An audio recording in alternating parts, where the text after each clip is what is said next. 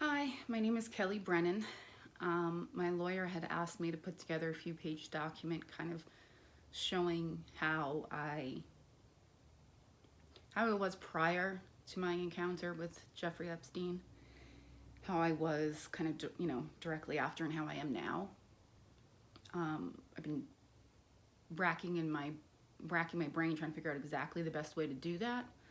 Sometimes words just don't seem sufficient, I guess. I don't know. So I've decided to try to put together hopefully a semi-quick video. I found a box, kind of my memories box, and on top of it was this letter that I had written to myself. I don't know if you ever had to do this, but in my senior year in high school, one of my teachers had, given out an assignment to write a future letter to yourself. It had like a template of all these questions, or you could write your own. God, sorry, I don't know why it's so hard to talk about. So after, sorry, I just hate that word. So after I was raped by Jeffrey Epstein, when I came home, well, at first I tried to stay. In college, I just didn't want it to change anything. And I was there for like a week or so and realized I had to come home. And so when I came back, I moved into the basement. I kind of offered to, because honestly, it was the only place I could be without someone hearing me cry. I used to play movies. I didn't have a TV. I had a laptop or a computer or something. It was a laptop. I bought it for myself. It was one of my first real purchases I ever bought. Bought it for myself for college. And I used to play, I think, there's a few videos, but I remember for a long time it was the Pirates of the Caribbean movies, because it was the only one I had a DVD for, and I would just play it on loop so people couldn't hear me cry. But anyway, I digress. So when I came back and I was moving, I found that letter, and I remember opening it and just wondering how far off track I got and being disgusted. And I remember putting it in a ball and throwing it out. And a little while later, I came back and I opened it up and I started to write on it. This is when I was 19, and just write how I felt then.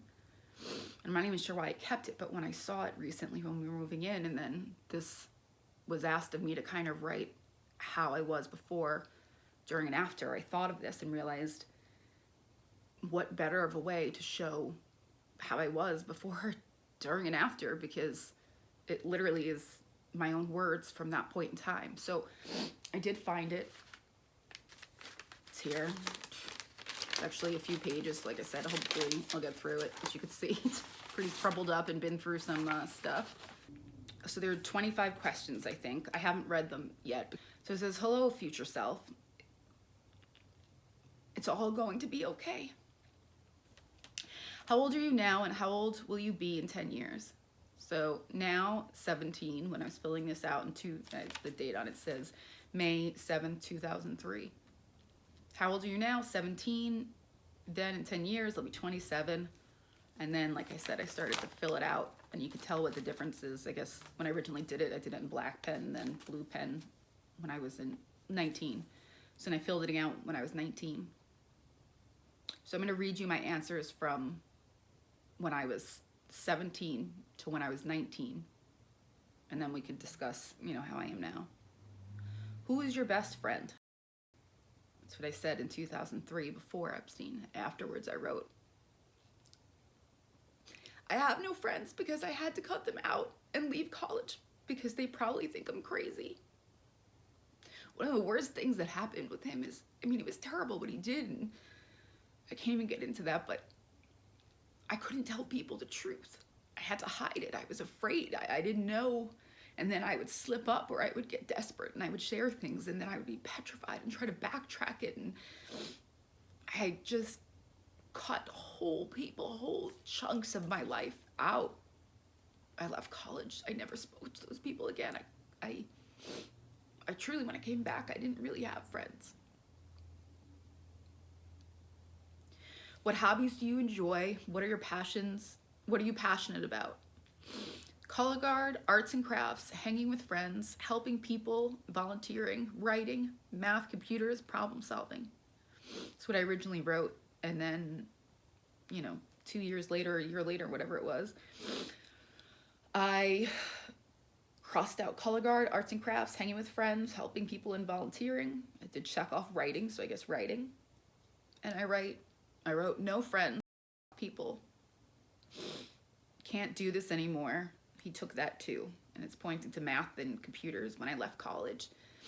And then tried to restart up and figure out what local college I was going to go to and stuff because I was too afraid to go away again. It didn't match up right anymore. So I would have to be behind a year to fill in like the college that I chose to be able to do the math and computer science. And by then I knew I wouldn't remember stuff, and it just, I don't know, it didn't have the same, I just associated it with him. He just ruined it. What is your favorite subject or class? Math. Name 3 positive traits you currently possess and 3 positive traits you hope to possess when you read this 10 years from now. So in 2003 I wrote, now, helpful, caring, the glue that keeps my family together, and intelligent. 10 years from now I wrote, I hope to be caring, intelligent, and loving. And when I was 19, after my episode with Epstein, I wrote, none, stupidity, looks like I wrote a lot of things, none, stupidity, dirtiness, shame, ugliness, lying, selfish, scared, alone, bad judgment, broken. I guess I didn't feel I had any positive traits anymore. Sometimes I still feel like that. It's like I know I'm good and I've done a lot of good things in my life, but part of me always feels broken. Question 6, nobody is perfect. What are your biggest flaws or traits that you wish you could change about yourself? In 2003, I wrote, I wish I could help fix my family and be a better daughter, and that I could help my brother. I wish I liked myself more and hope to be a good person going forward. And I underlined parts of it, 2 years later after the Epstein stuff, and I wrote, while I already failed all of my goals, they were wrong. Don't trust. Be a liar for the rest of your life. You're doomed to be broken and bad. He broke me. There's a lot of bad stuff that happened to me in my life prior to that, but I still had a chance. College was supposed to be my new start. It was my way to get away from that, and he ruined it.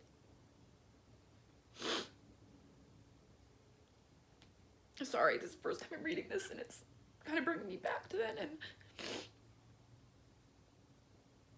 I guess I never realized how much I did change.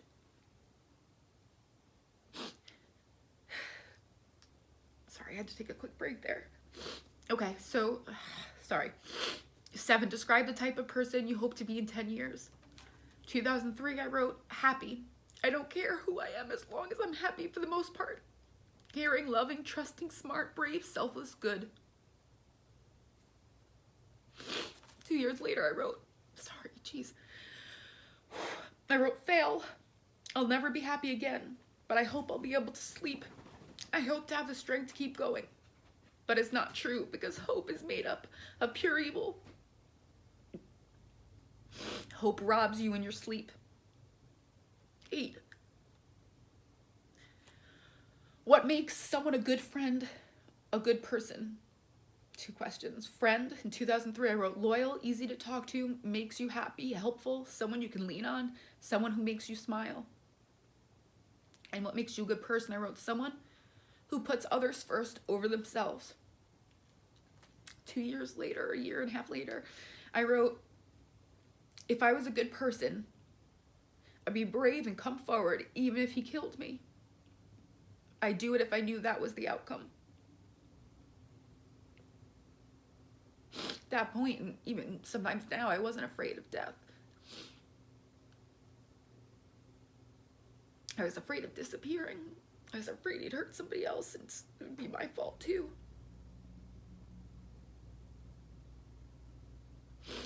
What professional goals, 9, what professional goals do you hope to achieve over the next 10 years? I hope to get my college degree in either math or computers, or to become an elementary school teacher. I also hope to write a book. Whatever I end up doing, I hope it means something or helps even just one person. 2 years later, I crossed out math, computer science, circled elementary school teacher, and X'd out the word hope. And wrote, I hate the word hope. There is no hope. Math and computer science is now gone. He took that from me too. I hope to be a teacher and to help children, to protect them. 10, what are your personal goals that you hope to reach? E.g. married, kids, health, etc. 2003, I wrote, married after 7 years, we reevaluate at least 2 kids because I don't think anyone should have no siblings when possible, but no more than 3 so that everyone gets enough attention. I want to be healthy and active and happy. I want to own a house. I want the American dream. After Epstein, I wrote, well, it looks like I wrote to not hate myself, to be less stupid, to not be so disgusting. And then I crossed it out and wrote, to forget it ever happened and to move forward with my life. What is your current financial situation and what are your financial goals for the future? 2003, beforehand, I wrote, money is of no relevance. It doesn't bring happiness. Give me a shack with enough basics for my family, and as long as we are together, we'll be okay. With that being said, I don't want my kids to do without the essentials, but they don't need to get everything in life. Sometimes it's good for them to work for it. My handwriting is getting messier, by the way. Sorry for the... 2 years later, I wrote, money can't bring happiness, but it could have caused me to choose differently. At first, I only went because I needed money. Rich people take whatever they want for free. What places do you hope to visit over the next decade? Italy, Alaska, I want to see the Northern Lights. Still want to do that. Also the Grand Canyon and some other national parks. Ireland as well, California, Texas. I'm happy to go anywhere. My new future apartment, this is what I said a few years later, my new future apartment that is safe and secure and I can be alone. 13, if you had 3 wishes, what would they be? So in 2003, beforehand, looks like I kind of made 2 lists. 1, general, world peace, no sickness, for everyone to find happiness. And then on a personal note, I wrote 3 things. 1, a fresh start. 2, to be generally happy. 3, to fix my family. And then now, which is what I was titling when I was 19, redoing it. I wrote, to be someone else, to forget, to be safe.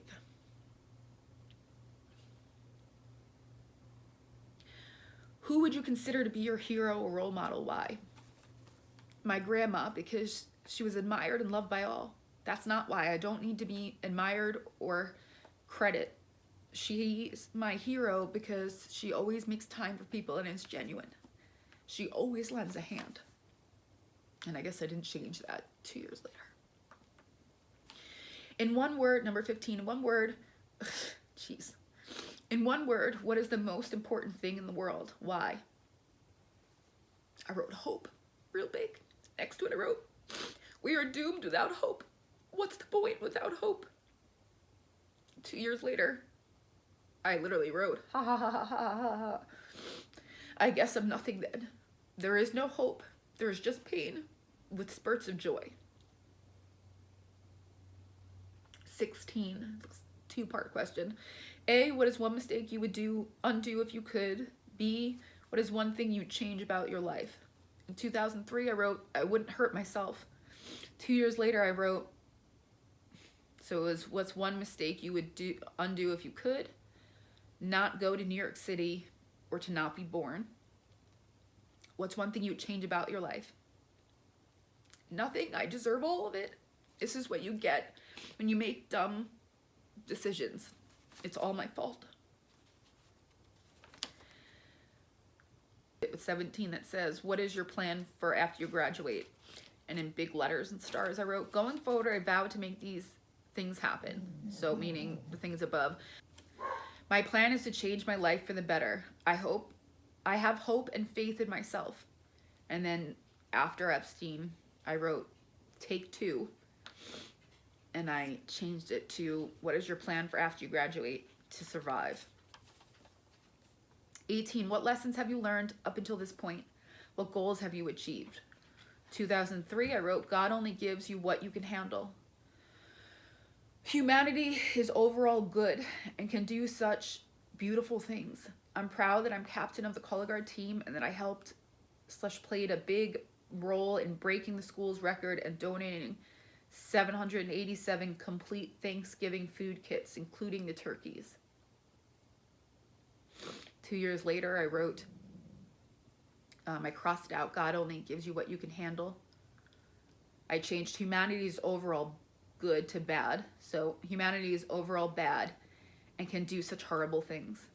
And then I wrote, people are bad. Don't trust people. God doesn't exist.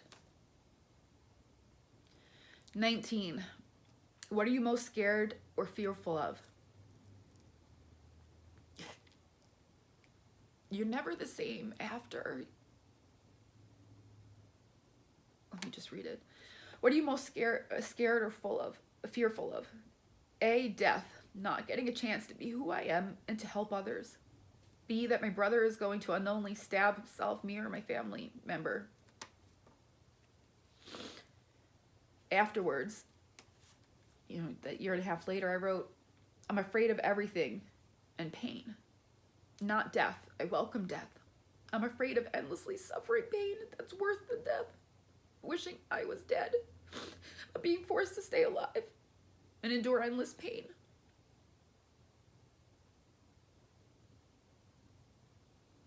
Most people, I feel like, are probably afraid to die. What Epstein taught me is that there's some things worse than death. I didn't remember this till recently, actually. I guess I blocked it out, or it's funny, like repressed memories. It's like a snowball or string, like just kind of keeps going. You'll remember the feeling or how you feel about something, but it doesn't quite make sense. And then suddenly something just triggers and you remember a little bit. And then you remember a little bit more. You kind of keep pulling, and then you remember what happened after, and what you remember after. And I remembered recently a part of that night that I guess I forgot, but it makes sense. I used to have nightmares forever.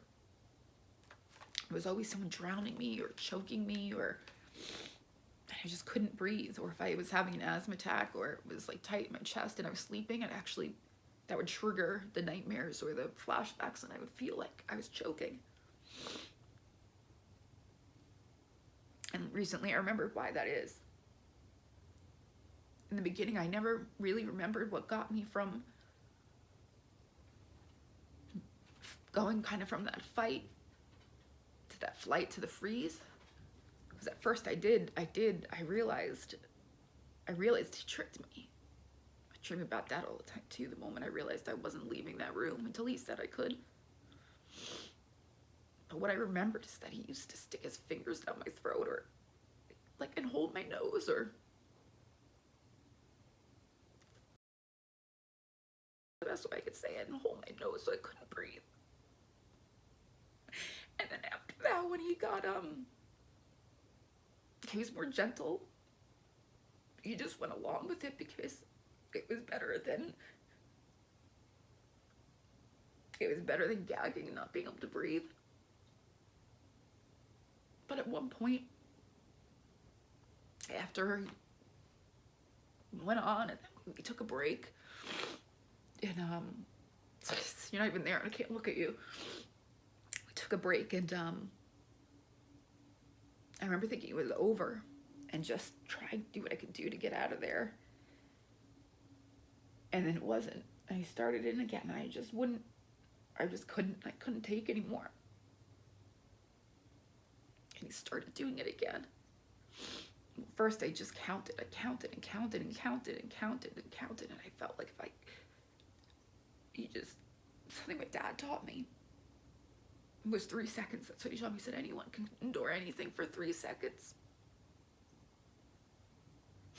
So I said to myself, anyone can endure anything for 100 seconds. Count to 100.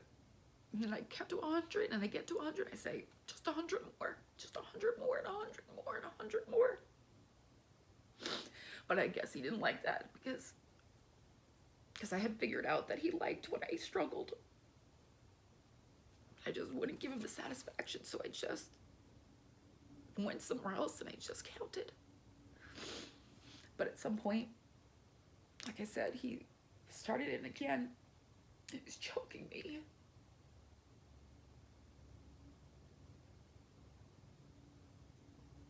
And he got more excited. It made it harder to breathe and harder. He held my nose, and I remember barfing in my own mouth and choking, and there was snot coming out my nose, and it's like I was drowning in myself. And I remember at one point, like, things just starting to, like, get that tunnel vision, and then air came out my eyes.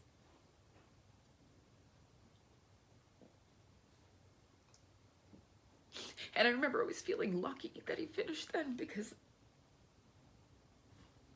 or not lucky, I don't know how, but because he finished. And I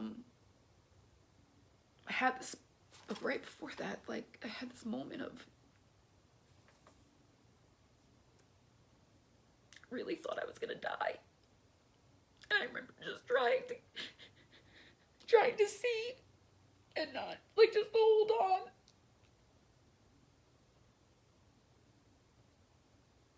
And I just gagging and just trying to breathe. And I remember thinking, this is it. This is how you die. Gagging on your own puke and mucus. And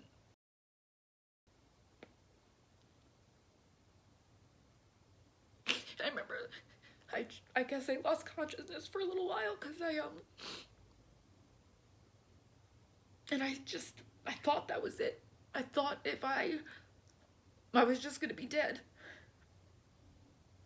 And I remember fighting to just stay awake. And then I remember kind of being confused. It's the reason why I blocked this out, I guess. I remember being confused because he, I thought I was dead when I started to wake up, and then I realized I wasn't dead. And I just remember being really disappointed and wishing I had died. I thought someone was, like, shaking me awake because I was, like, moving, and then I realized, like, as I started to keep coming through, and then I thought someone was stabbing me because it just hurt so bad every time. And I realized that still he was while I was unconscious, and nobody was pushing me to wake me up. Whatever, it doesn't matter now. He ruined me. He broke me. You're never the same. You're never the same again when you realize, and not think, not whatever, when you experience and know the true evil that's out there and the torture, and know and wish. When things change, you want to know how it changed me? My fear was death, of not getting a chance to live. And afterwards, I wasn't afraid of dying anymore, and I'm still not. You want to know how I am now? Part of the reason why I decided to come forward was because when I realized this was bigger than I knew, when I made the connections and all of it, I realized how powerful he really was. It's because I was afraid to end up dead in a ditch somewhere, and nobody would know why. or I'd go missing. That's my greatest fear, that I'll go missing and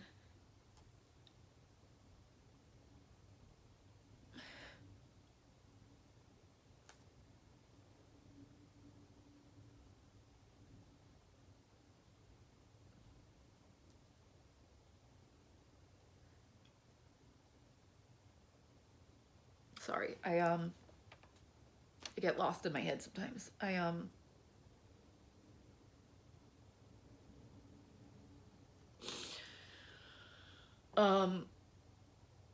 There are things worse than death, let's just say that.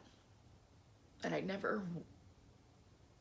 I'm constantly afraid of that.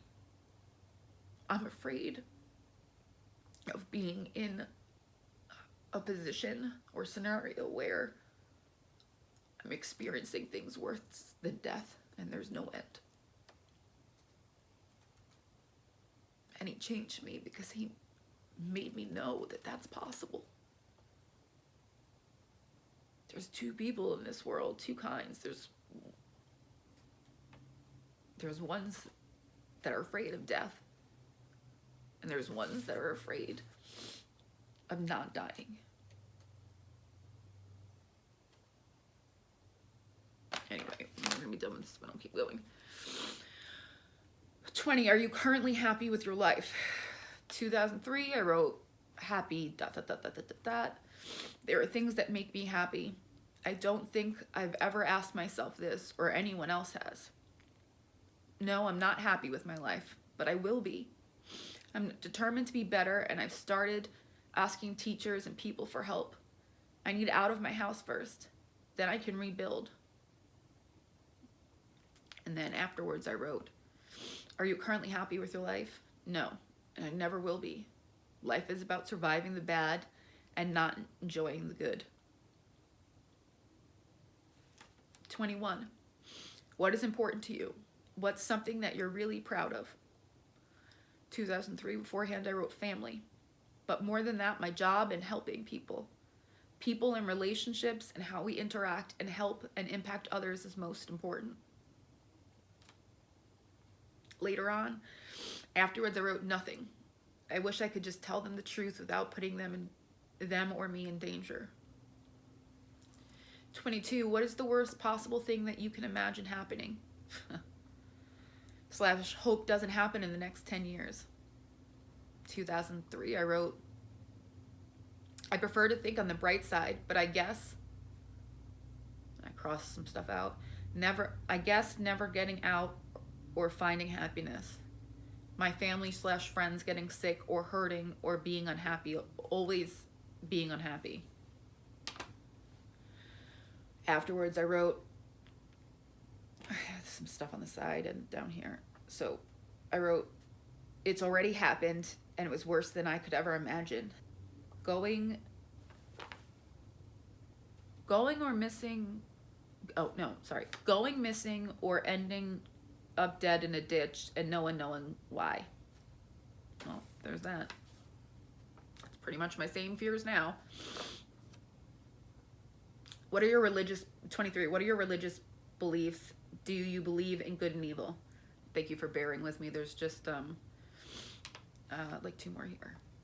I wrote, I'm Catholic and I guess theoretically I believe in God and angels and heaven and hell, but more than anything I believe in people. And although I've met some that have done bad things as well as have done bad things myself, I think people are generally good and want to be good. If we help one another, we can do anything. And later on, afterwards, I wrote, there is no God, and if there is, he's both evil and good like people, and I want nothing to do with it. 24, what habits should you start to be healthier? What should you exclude from your life? In 2003, before, I wrote, good things, surround myself with good people, try new things and make new friends, make the most out of life.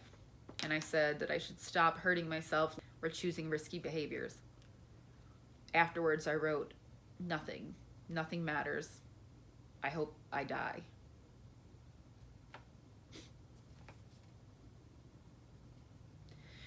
25, do you have any words of wisdom or anything else that you want to share with your future self? Any quotes you want to share? 2003, I wrote, I hope that 10 years from now that I'm still free-spirited and a little crazy or quirky. I hope I still have passion and love for people in this world. I hope I remember to smile and laugh every day.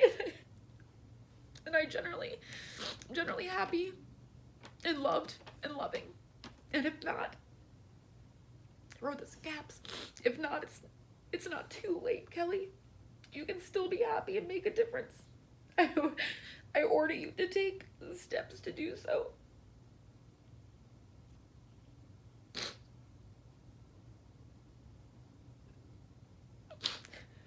And then afterwards I wrote, don't be such a bad person, a bad, stupid piece of shit. Don't trust people. And next time, fight and keep fighting until you're dead, because being dead is better than this. You want to know how my life has changed or how I am now? It's all just compounded. That's the thing that makes me most angry about all of this.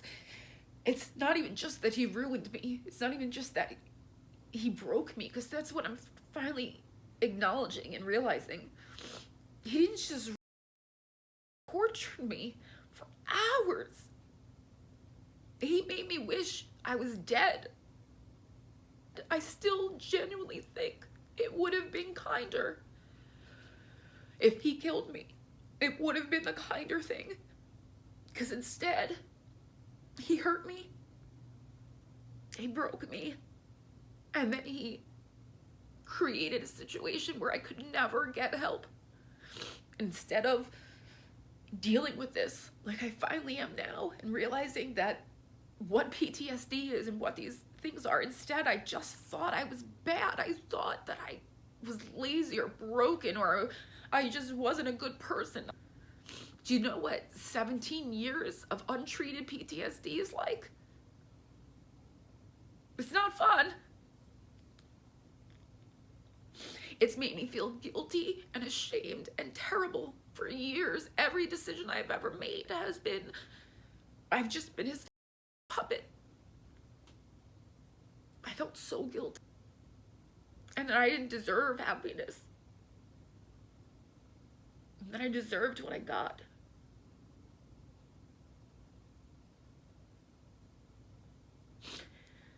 And although I'm learning that this is not true, I have to fight that voice inside me every day.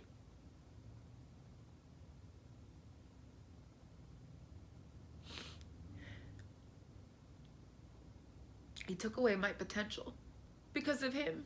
Because I was so afraid, because I cut out people. I told them I was a liar, that I made up that I was raped. I did everything I could to show that I was never going to tell, because that was the one rule.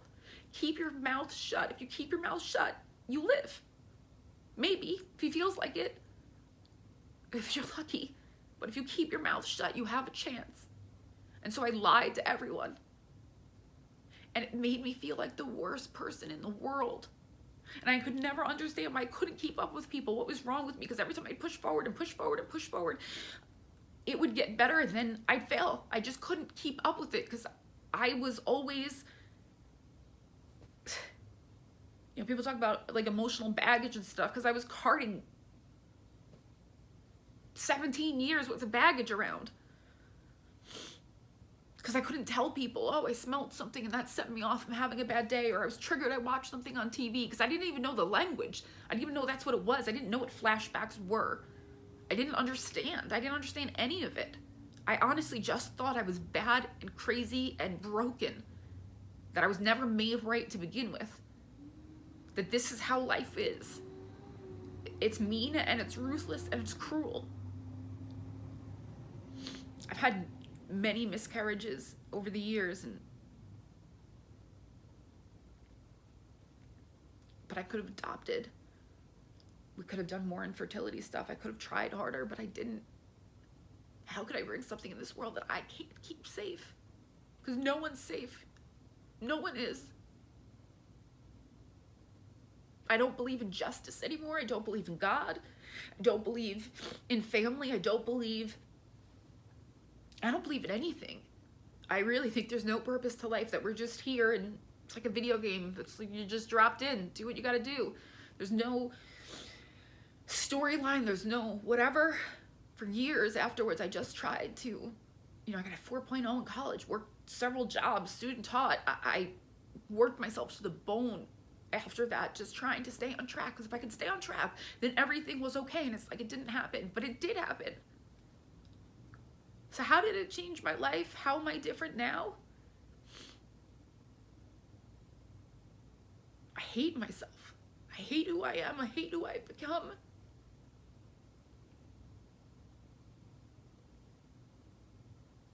I hate everything and everyone. And even when I'm happy, I'm not really happy, because I've lived a sham my whole life. I've played a role because I couldn't really ever be me or tell the truth.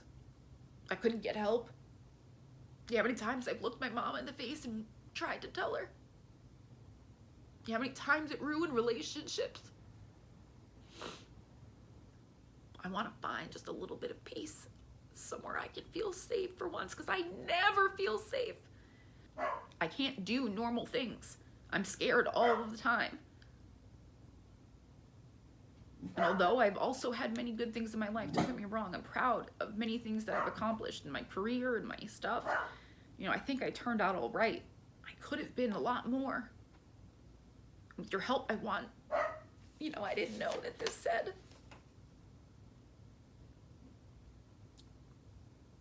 Do you have any words of wisdom or anything else that you want to share with your future self? Any quotes you want to share? 2003, before Epstein, I wrote,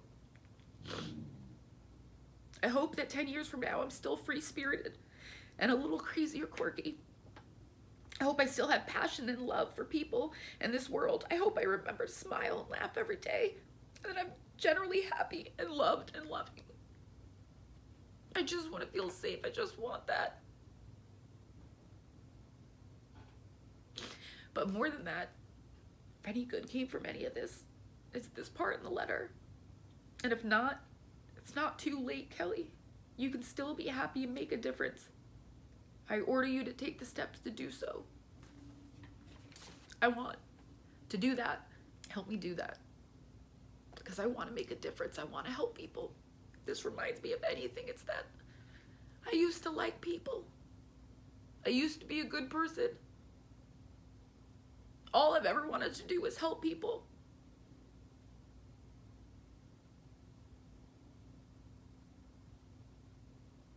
Help me help people. Help me make a difference, please.